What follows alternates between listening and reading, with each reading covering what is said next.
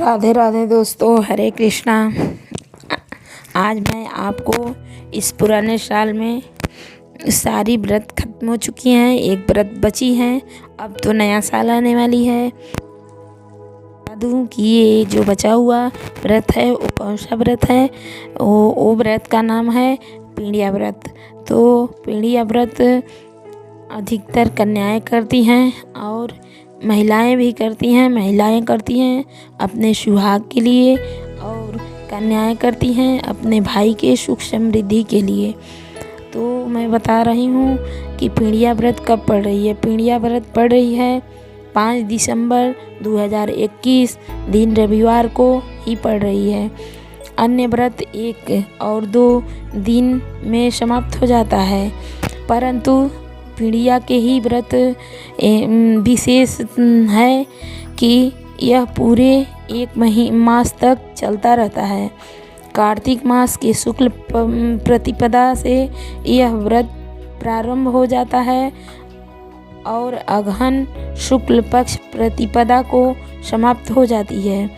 इस प्रकार यह पूर्ण 1 माह तक चलता रहता है। कार्तिक शुक्ल प्रतिपदा के दिन गोवर्धन की जो गोबर की मूर्ति बनाकर उनकी पूजा की जाती है, उसी गोवर्धन में जो थोड़ा सा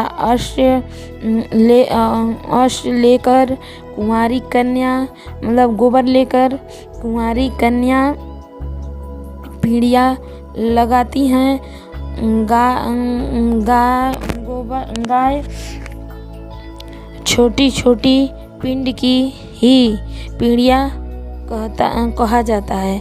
जैसे वो गोवर्धन पूजा होता है, उसी गोवर्धन प्रतिमा से गोबर निकाल कर ही कन्याएं छोटी छोटी पीढ़िया बनाती हैं, उसको पीढ़िया व्रत कहा जाता है। मैं आपको इसकी विशेषता बताती हूँ। घर की भीतर दीवार पर गोबर की छोटी छोटी सैकड़ों पीढ़ियाँ बनाई जाती है। जैसे कि जिस कन्या का जब भाई होते हैं तब 16 पीढ़ियाँ लगाई जाती है। तो सैकड़ों पीढ़ियाँ ऐसे सभी लड़कियाँ मिल करके सैकड़ों पीढ़ियाँ बनाती हैं। मनुष्य की आकृति की बनाई जाती है। मतलब मनुष्य की आकृति मतलब जितने भाई होते हैं उतना ही पीढ़ियाँ बनाई जाती है। उसके साथ ही उनकी दीवारों पर आटे का द्वार चित्र कम भी किया जाता है। इन छोटी छोटी पीढ़ियाँ को दीवार पर चित्र कर दिया जाता है। इस पूरी प्रक्रिया को पीढ़िया लगाना कहते हैं। पीढ़िया शब्द पिंड का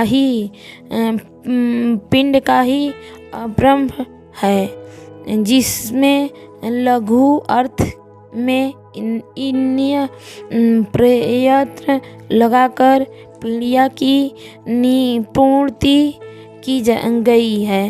दीवारों पर गोबर की जो आकृति बनाई जाती है वह पिंड के समान गोल गोल होती है। इस कारण इसे व्रत का नाम कदम चित्त पीढ़िया पड़ गया है।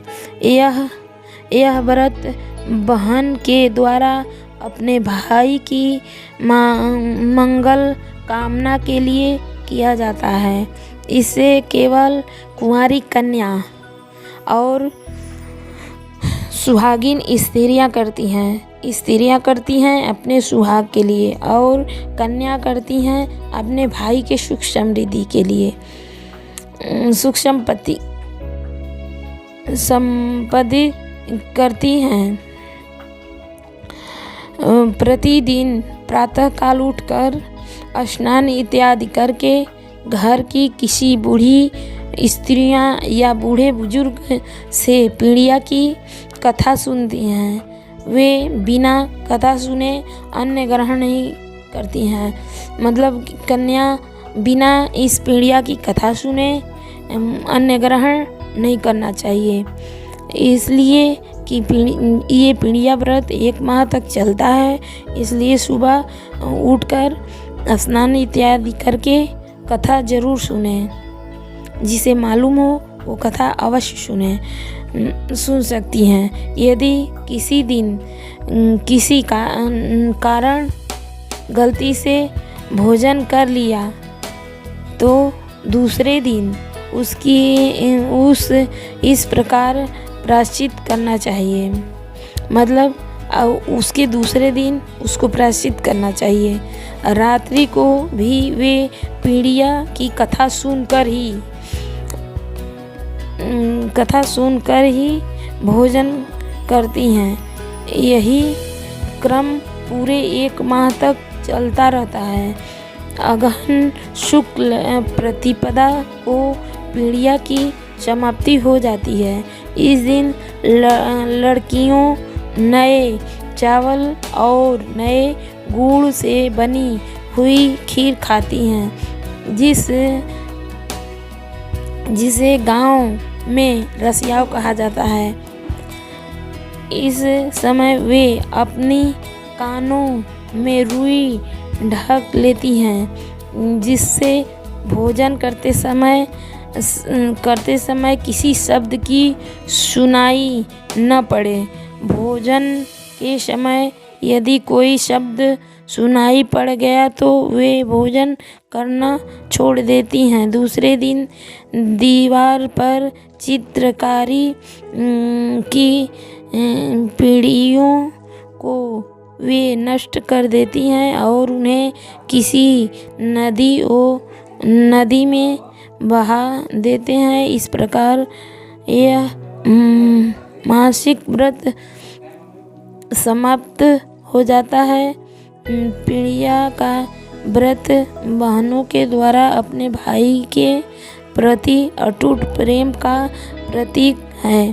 पीढ़िया व्रत से संबंधित अनेक लोकगीत पाए जाते हैं, जिनमें भाई के प्रति प्रेम तथा उनकी मंगल कामना का वर्णन उपलब्ध होता है। परंतु दुख है कि इस पश्चात सभ्यता के प्रभाव से इन व्रत का लोप होता जा रहा है। राधे राधे, हरे कृष्णा।